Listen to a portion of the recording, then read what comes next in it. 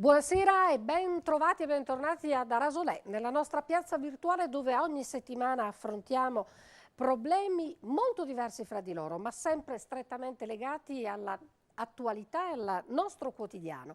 Stasera, come sempre, scoprirete di che cosa parleremo dalla scheda di apertura che è stata curata da Roberta Florisi. E allora, per entrare nel merito di questa puntata di Arasolè, chiedo al nostro Angelo Caredda di mandare in onda la nostra storica sigla, bellissima, e la scheda di apertura di Roberta Florisi.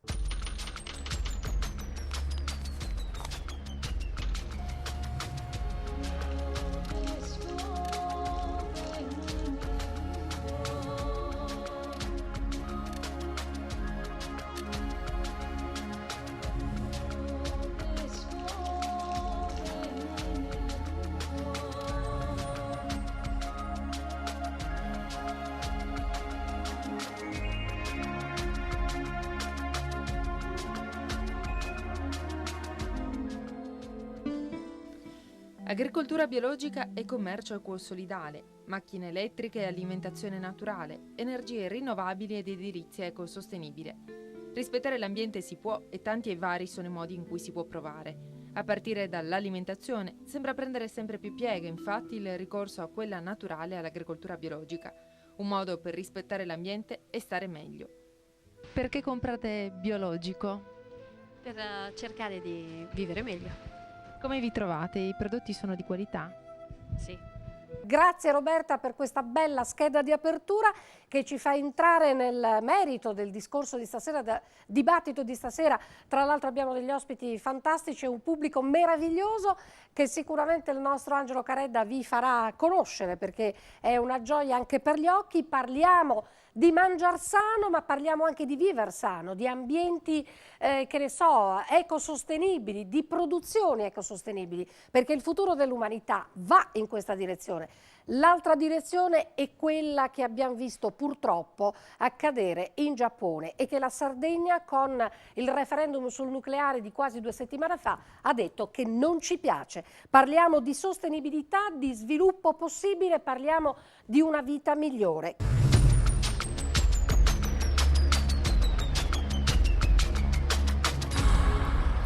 Bene, siamo in diretta per una puntata straordinaria di Arasolè in cui parliamo di sostenibilità, di rispetto per l'ambiente, rispetto per la natura, della possibilità di fare ricchezza, di produrre ricchezza e quindi benessere rispettando la natura, le risorse naturali, anzi facendone l'elemento fondamentale della nostra esistenza, quindi che ne so, agricoltura biologica ma anche materiali particolari per le costruzioni, per esempio la bioarchitettura, ma anche che ne so, il controllo, il risanamento dell'ambiente nell'ottica del risparmio energetico, ma scopriremo tante altre cose, per esempio con Barbara Manca, ingegnere della società Ischida.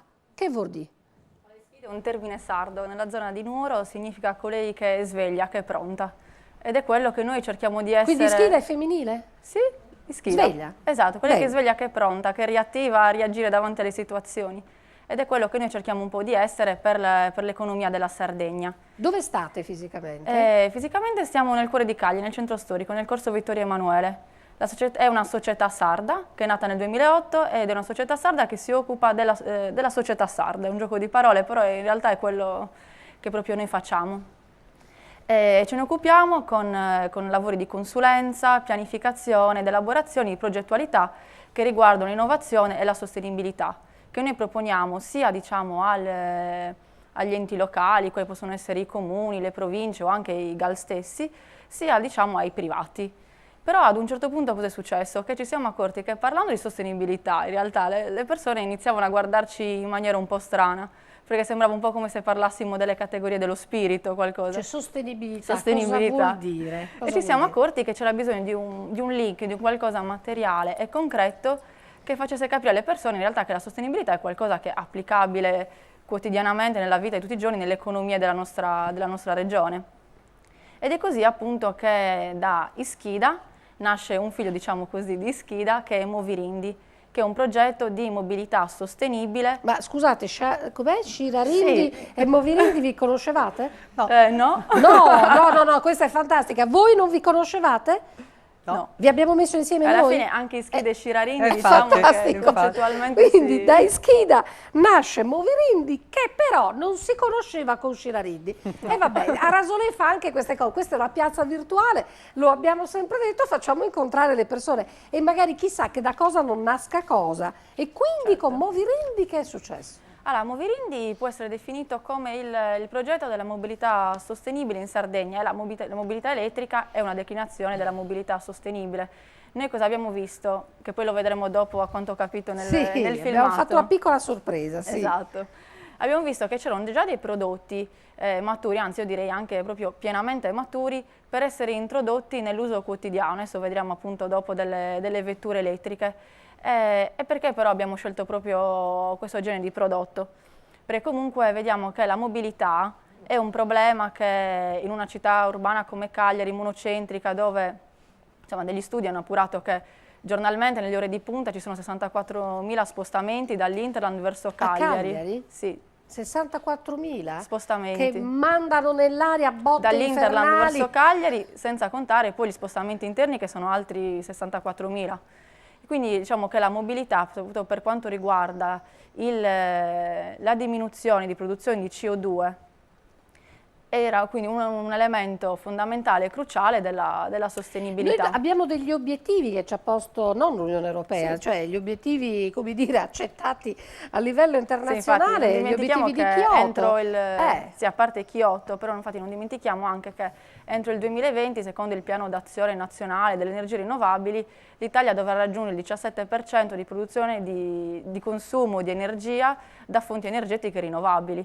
E noi infatti nei nostri progetti cerchiamo sempre di integrare la mobilità elettrica con le energie Ma insomma, siamo rinnovabili. parecchio lontani in Italia ancora da questi obiettivi. Che Siamo dici? partiti dal 2005 che eravamo al 5,2%, quindi Insomma, la siamo strada messi male. è in salita. Allora, l'Italia non soltanto è il paese in Europa che sta crescendo di meno, mi pare lo 0,5%, la media europea supera l'1%, l'1,5%, ma è anche il paese che arranca faticosamente nelle strade, peraltro già delineate, che sono quelle delle emissioni, dell'abbattere le emissioni di CO2 nell'atmosfera, quindi di puntare sulle rinnovabili, su altri sistemi di mobilità, però in Sardegna abbiamo chi si sta preoccupando di diffondere queste nuove modalità di movimento. Ha impatto zero, perché la macchinina elettrica mi sa che non emette nulla o emette qualcosa? No, la macchina elettrica ovviamente non avendo un motore a combustione non emette nessun gas di scarico. E ne parleremo dopo. Stanno arrivando tanti sms, uno mi ha colpito: da 2 anni sto cercando di acquistare uno scooter elettrico, ma a Cagliari nessuno lo commercializza. Perché? Nel frattempo Roberta Floris è salita su una macchina elettrica e ha fatto un giro per Cagliari. Prego.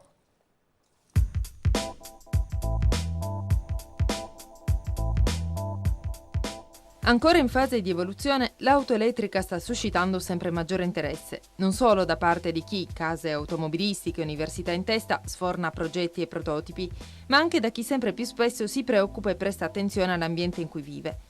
Certo, i costi delle auto in circolazione non sono proprio per tutte le tasche, si parte dagli 8.000 fino a raggiungere 25.000 euro, ma le caratteristiche delle auto assicurano il massimo rispetto dell'ambiente. Siamo su una Birò, un'auto completamente elettrica. Quali sono le caratteristiche di questa vettura?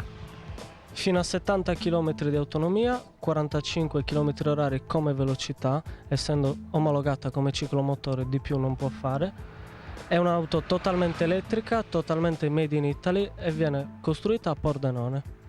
Cosa vuol dire totalmente elettrica? Cioè non fa utilizzo delle normali fonti di energia, insomma, che alimentano normalmente le vetture? Si ricarica comodamente da casa con una presa 220, rispetta l'ambiente perché non fa rumore e non inquina. Quindi si ha sicuramente una minore emissione di anidride carbonica o pari a zero? Pari a zero, esattamente. Quanto possono durare le batterie? Che autonomia hanno? Autonomia, ripeto, fino a 70 km, come vita siamo intorno ai 12.000-13.000 km. Sia ancora in evoluzione, in fase di evoluzione e sperimentazione quanto ai prototipi? Questa è già pronta sul mercato, utilizzabile già da oggi, e noi siamo qui a dimostrare proprio questo. In Sardegna ci sono dei comuni che per primi hanno deciso di utilizzare questa vettura? Cagliari, noi.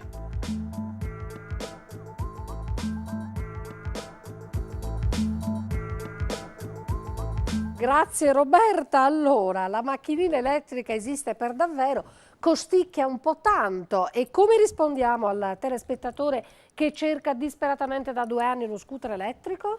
Allora, diciamo che se per scooter intendiamo un 2 ruote tradizionale, Come noi qui? ci stiamo... No, un 2 ruote. Noi attualmente ci stiamo muovendo per diventare anche distributori di un 2 ruote, quindi invito il telespettatore a mandarci una mail info@eskida.it con i suoi dati e noi lo terremo aggiornato. info@eskida.it. Ok, spero che il sarà informato. telespettatore... Di andare su www.moverindi.com e lì sarà aggiornato, insomma, su tutti i prodotti che noi abbiamo al momento.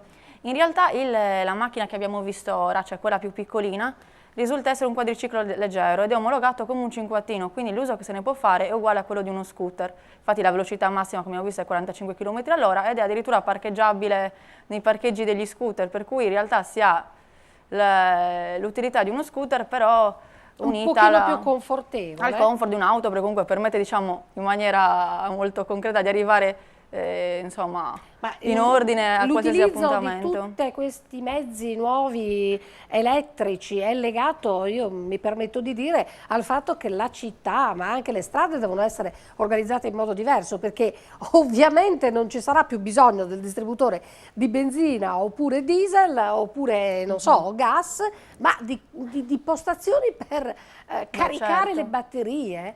Allora, come hanno detto già i miei colleghi nel filmato, le macchine sono tranquillamente ricaricabili a casa in una normale 220. Si prende la batteria e si porta dentro casa? No, si collega la macchina come se fosse un cellulare. Si collega la spina da una parte e la spina dall'altra parte. Ma la macchina mica la posso portare dentro casa? No, nel caso in cui si abbia un garage si può ricaricare tranquillamente così. Attualmente infatti noi pensiamo che il vero cambiamento di mentalità si fa solo con dei forti partenariati pubblici-privati. Perché non credo che sia... L'ideale sarebbe appunto che anche per esempio chi gestisce i parcheggi pubblici metta delle colonnine per la ricarica in maniera tale che chi va... È la città che si deve riorganizzare, magari chi lo sa, fra qualche mese quando ci sarà il nuovo sindaco magari riproporremo la questione. C'è da dire che comunque non è un problema che si pone di frequente, perché adesso la macchina più piccola ha 70 km di autonomia, quella più grande arriva fino a 140. Insomma, per cui diciamo vediamo fino che a San Luri e ritorno andiamo tranquilli. No, diciamo che la mobilità elettrica al momento è competitiva sull'urbano e il suburbano, per il resto diciamo non è ancora il nostro standard. Non è il caso. Speriamo che la ricerca e lo sviluppo ulteriore ci metta... Già sull'urbano noi consideriamo che la maggior parte delle persone non fa più di 30 km di media. Certo.